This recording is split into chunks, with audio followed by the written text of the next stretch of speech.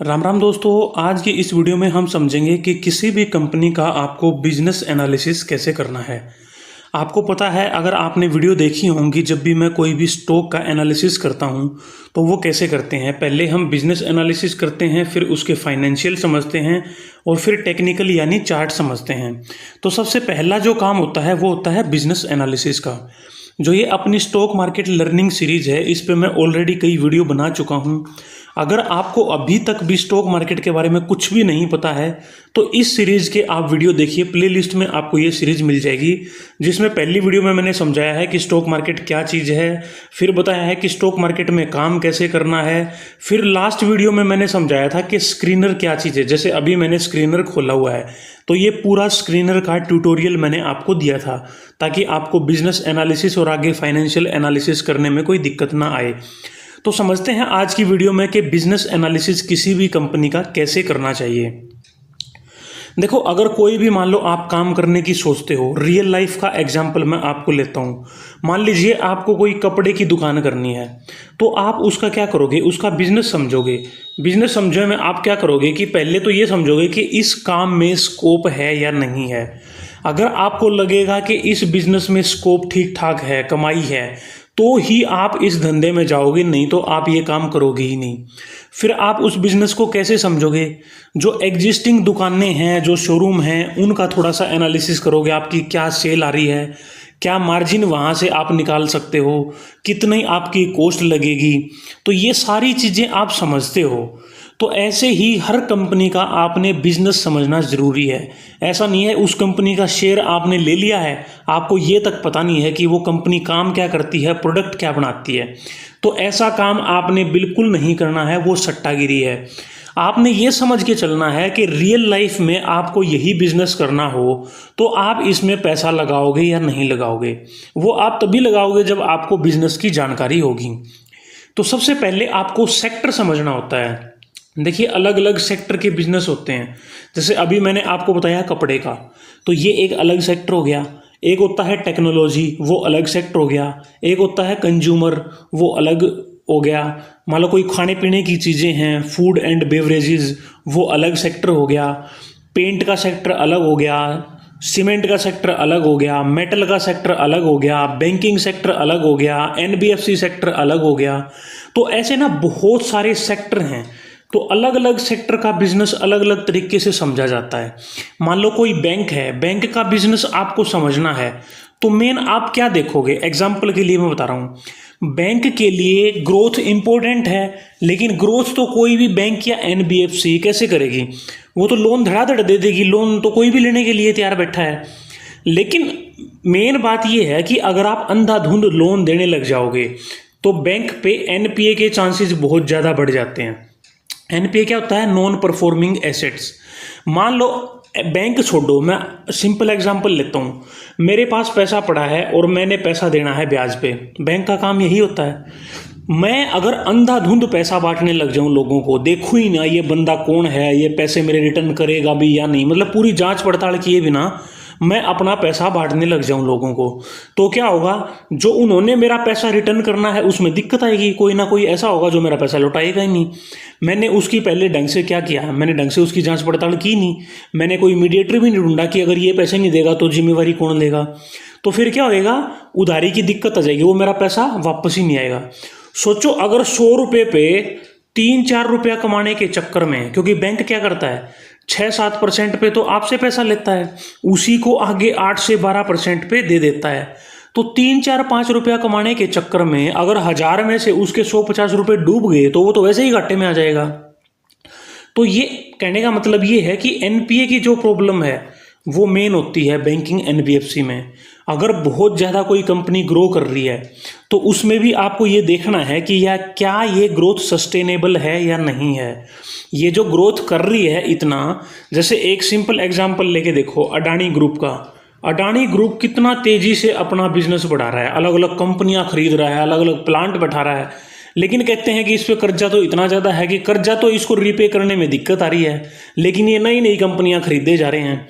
अभी 1.5-2 लाख करोड़ का शायद ड्यू है जो अडानी ग्रुप ने रीपे करना है, जो लोन या डेट, ठीक है। अभी कह रहे हैं कि उसको पे करने में उसको दिक्कत आ रही है, लेकिन नई नई कंपनियां खरीदे जा रहे हो। मतलब वो कई लोग आपको देखे ना, जो शो ऑफ वाले लोग होते हैं, मतलब चाहे गरीबी में आटा गिल्ला हो बेशक, लेकिन उनको स्टैंडर्ड अपने पूरे रखने हैं, शौक पूरे रखने हैं, नई नई गाड़ियां, नए नए महंगे महंगे कपड़े, ये उनके कभी कम नहीं होते। कर्जा बेशक चाहे कितना ही हो जाओ, ठीक है। तो ऐसी कंपनियों से आपको बच के चलना है। इसलिए मैंने आपको हर वीडियो में एक चीज़ बताई है, आप एक ग्रुप बनाइए अपनी कंपनीज का, चाहे वो 40 कंपनी का हो, चाहे वो 60 कंपनी का हो, चाहे वो 100 कंपनी का हो, चाहे वो 200 का हो, डिपेंडिंग अपॉन आप टाइम कितना दे सकते हो, ठीक है। इसमें सबसे बड़ी हेल्प आपको कहाँ से मिलेगी? निफ्टी से। देखो Nifty 50, Nifty 100, Nifty mid cap, अलग अलग इंडेक्स बना रखे हैं। इंडेक्स में जो कंपनी है, इसका मतलब उसका एक बिजनेस इवेल्युएशन तो ऑलरेडी हो रखा है, तभी तो वो निफ्टी 50 का या टॉप कंपनियों का पार्ट बनी है, ठीक है। लेकिन ऐसा नहीं है कि निफ्टी में से आपको सारी कंपनियां ही सिलेक्ट कर लेनी है। निफ्टी में देखो मेटल की कंपनियां भी होती हैं, निफ्टी में कोई ऐसी कंपनी भी होगी जिसपे बहुत ज़्यादा कर्जा होगा, ठीक है। वो तो क्योंकि मार्केट कैप के हिसाब से होती है ना। निफ्टी में कोई ऐसी कंपनी भी होगी जो प्रॉफिटेबल होगी ही नहीं। जैसे जोमेटो देखो, जोमेटो भी निफ्टी 100 में है, कभी से है, पिछले मतलब मेरे ख्याल से शायद 2 साल से ही होगी, लेकिन वो प्रॉफिटेबल तो अभी पिछले 2-3 क्वार्टर से हुई है जाके। तो ये सारी चीज़ें आपको देखनी है। मेटल सेक्टर है, मेटल सेक्टर क्या होता है? ये सिक्लिकल सेक्टर होते हैं। सिक्लिकल क्या होता है? जो ऐसे एक साइकिल में चलते हैं। ये क्या करते हैं, एक टाइम ज़्यादा प्रॉफिटेबल हो जाएंगे, फिर धीरे धीरे कम करते करते फिर प्रॉफिटेबल कम हो जाएंगे, क्योंकि इन पे ना एक तो गवर्नमेंट का रेगुलेशन होता है। ये अपने प्रोडक्ट का ऐसा नहीं है जो मन चाहा रेट रख लेते हैं। जैसे मैं आपको एग्जांपल दूं HUL का। HUL क्या है? हिंदुस्तान यूनिलीवर। हिंदुस्तान यूनिलीवर अपना प्रोडक्ट बनाती है। नेस्ले अपना प्रोडक्ट बनाती है, मैगी। नेस्ले का पैकेट 10 रुपये का आता था, 12 रुपये का कर दिया। किसी को कोई दिक्कत हुई? क्या सरकार इस पर कंट्रोल कर सकती है? बिल्कुल नहीं कर सकती। 12 रुपये वाले पैकेट को ये 15 रुपये का कर दें, कोई कुछ नहीं कर सकता, बिल्कुल इनके पास पावर है। आज ये 100 ग्राम का कोई पैकेट देते हैं, ठीक है, ये 12 रुपये की बजाय 15 रुपये का करने की बजाय इसी को 80 ग्राम का कर दें, क्या इन पे कोई ये बोलेगा कि तुमने 80 ग्राम का क्यों कर दिया? इनके हाथ में एक प्राइसिंग पावर है। जैसे एशियन पेंट है, एशियन पेंट के पास क्या है? हर किसी ने एशियन पेंट का नाम सुना है। कोई नकली कंपनी का जिसका आपने कभी नाम ही नहीं सुना होगा, उसका पेंट करवाने की बजाय आप एशियन पेंट का प्रेफर करोगे, वो चाहे आपको 200 रुपये महंगा पड़ता हो। क्यों? क्योंकि एशियन का आपने नाम सुना है, ब्रांड सुना है। वो ब्रांड का नाम होने की वजह से एशियन पेंट के पास प्राइसिंग पावर है। हिंदुस्तान यूनिलीवर के पास दुनिया भर के ऐसे ऐसे प्रोडक्ट हैं जिनका आपने नाम सुना है। अब डव का शैम्पू है, डव का शैम्पू मान लो आपको 100 रुपये का पड़ता है। कोई एक ऐसी कंपनी है जिसका आपने कभी नाम ही नहीं सुना होगा, उसका शैम्पू 80 रुपये का पड़ता है। आप 20 रुपये के लिए अपने बालों का रिस्क थोड़ी ना लोगे, आप तो डव का ही यूज़ करोगे, क्योंकि डव का आपने नाम सुना है, उसके रिजल्ट देखे हैं, ठीक है। तो कंपनी का एक ब्रांड होने की वजह से उसके पास प्राइसिंग पावर भी हो जाती है।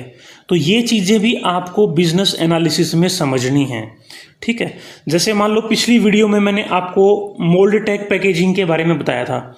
मोल्ड टैग पैकेजिंग में पिछले 2 साल से ग्रोथ बिल्कुल नहीं है, बिल्कुल वहीं का वहीं रुकी हुई है ग्रोथ।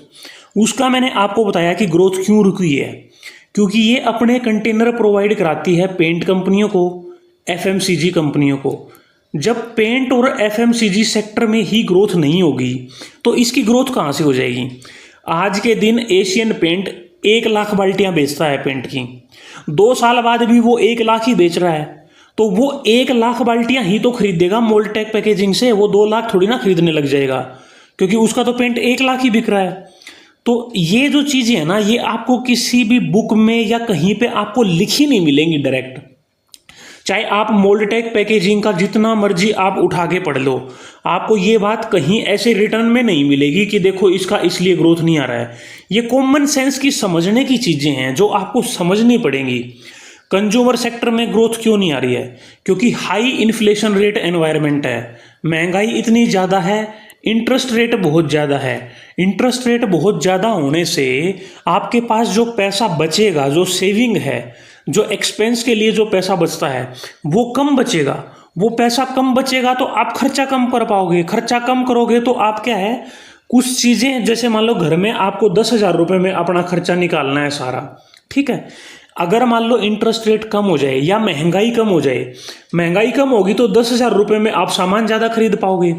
इंटरेस्ट रेट कम हो गया तो जो आपकी सेविंग है वो थोड़ी सी बढ़ जाएंगी, जो 10,000 रुपये हो सकता है ये 11,000 हो जाए, तो आप सामान ज़्यादा खरीद पाओगे। तो ग्रोथ तो तभी आएगी ना।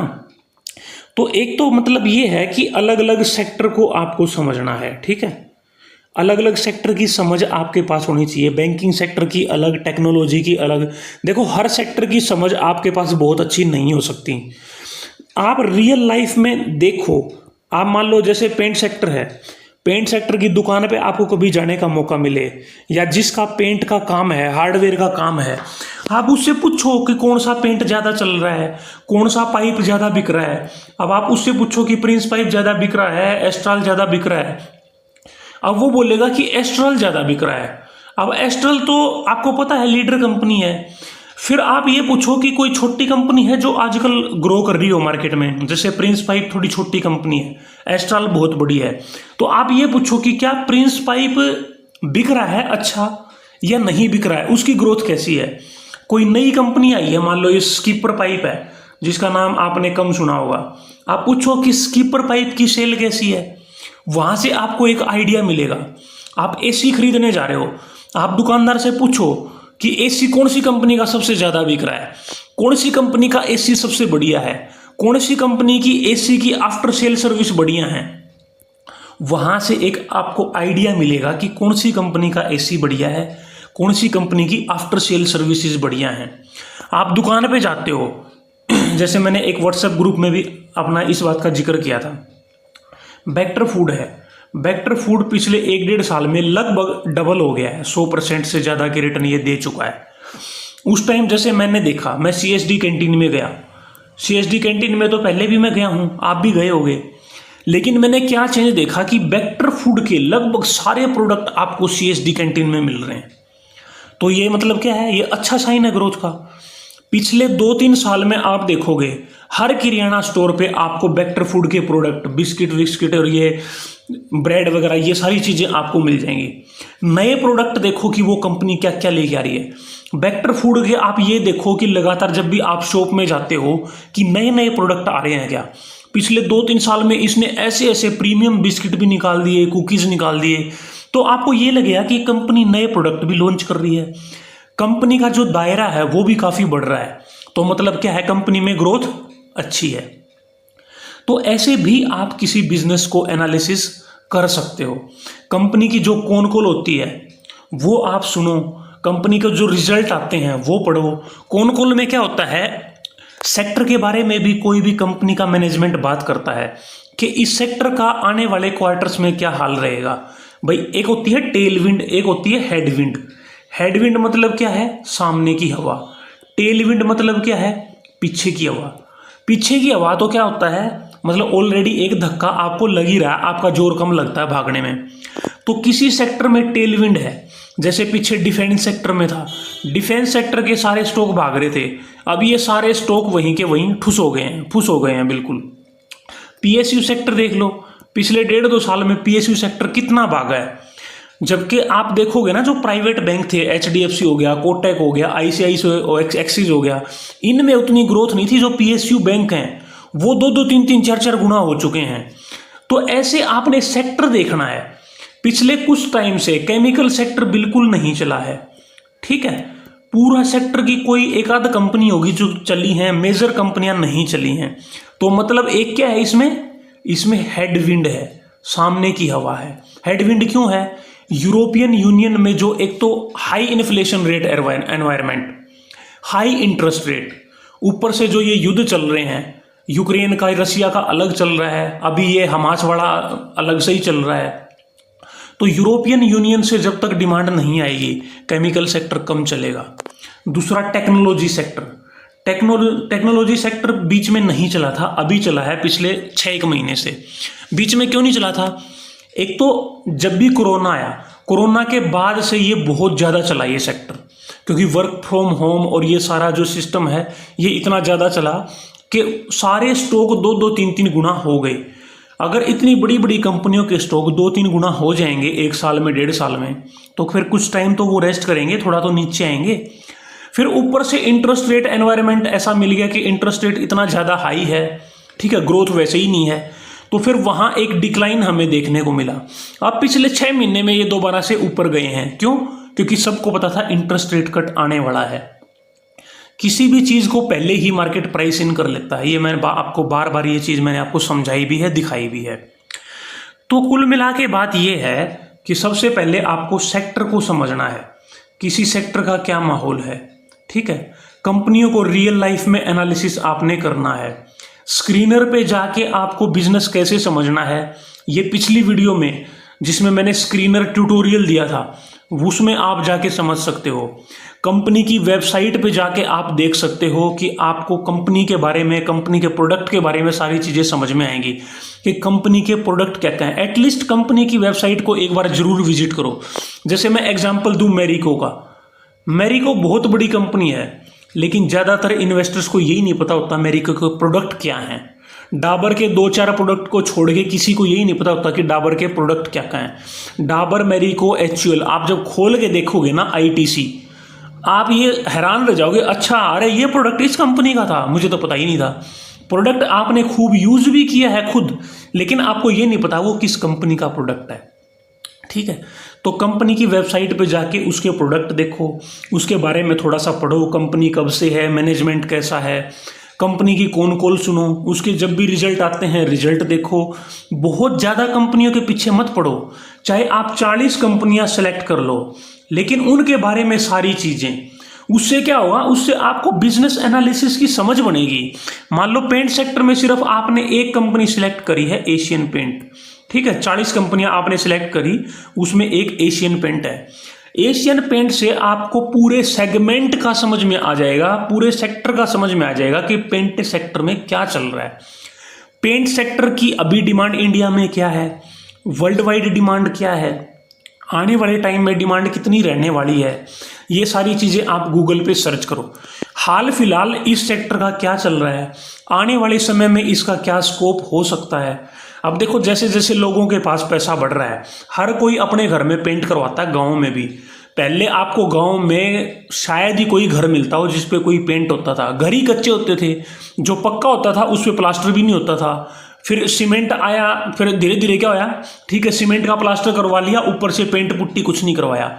आजकल 90% घर आपको गाँव में भी पेंट पुट्टी वाले मिलेंगे।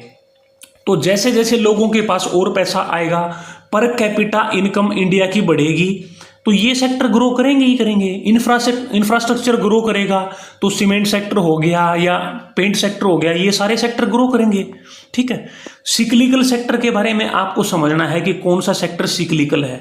सिक्लिकल में ऐसे नहीं फंसना कि वो स्टॉक ऑलरेडी 2-3 गुना हो चुका है और फिर वहां से आप उसको खरीद रहे हो, ठीक है।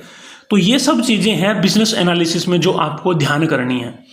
बाकी फिर भी आपका कोई डाउट है आप नीचे कमेंट सेक्शन में लिखना, नहीं तो नेक्स्ट वीडियो में हम फंडामेंटल एनालिसिस शुरू करेंगे। और सबसे इंपॉर्टेंट चीज price to earning ratio, PE ratio, इसके बारे में समझेंगे। वो वीडियो हो सकता है थोड़ा सा लंबा हो, लेकिन पीई रेशियो सबसे इंपॉर्टेंट है मेरे हिसाब से, अगर आप फाइनेंशियल समझना चाहते हो तो, ठीक है। तो नेक्स्ट वीडियो में बात करेंगे पीई रेशियो के बारे में। बाकी आपका कोई सवाल है या किसी और टॉपिक पे आप वीडियो चाहते हो तो कमेंट सेक्शन में लिखना, नहीं तो मिलते हैं दोस्तों नेक्स्ट वीडियो में। Thank you.